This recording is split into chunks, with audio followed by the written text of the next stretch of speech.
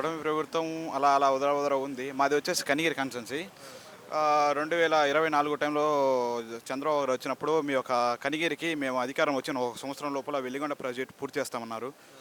ఈరోజు సంవత్సరం 18 నెలలు అయింది. వెలిగొండ అనేది మర్చిపోయారు. ఈరోజు త్రిబుల్ ఐటీ వచ్చి ఒక సంవత్సరం లోపల పూర్తి చేస్తామన్నారు. ఆ త్రిబుల్ ఐటీ గాలికి వదిలేశారు.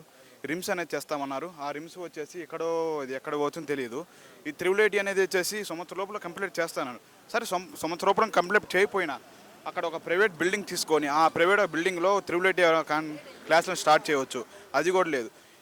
ఇక్కడ మా కనిగిరి కాన్స్టిట్యున్సీ వచ్చే వాళ్ళక కనిగిరిలో ఒక ఎమ్మెల్యే గారు తరపు నుంచి ఇసుక తీసుకోకపోతే అక్కడ లోకల్ ఇసుక తీయకపోతే కేసు పెడతామంటున్నారు. ఒకవేళ ఇసుక తీసుకున్నా మనం పీనే నుంచి తెచ్చుకున్నా మాకు పేమెంట్ ఏదంటే పేమెంట్ ఇవ్వటం లేదు. నెక్స్ట్ వచ్చేసి కనిగిరి నియోజకవర్గం సిఎస్పురం మండలం వచ్చేసి మేము వచ్చిన సంవత్సరం లోపల మీ సిఎస్పురం మండలం ప్రతి ఊరికి ప్రతి గ్రామానికి రోడ్డు వేస్తానన్నారు. రోడ్డు వేసేది మళ్ళీ వదిలే వైసీపీ ప్రభుత్వంలో కొద్దిగా 50% పని జరిగింది. కంకర్ లైటం అయితే స్టాండ్ లైటం అయితే కానీ అది కూడా గాలికి వదిలేశారు. మిమ్మల్ని నమ్మి మేము ఓటు వేసినందుకు మేమేం చేయాలి?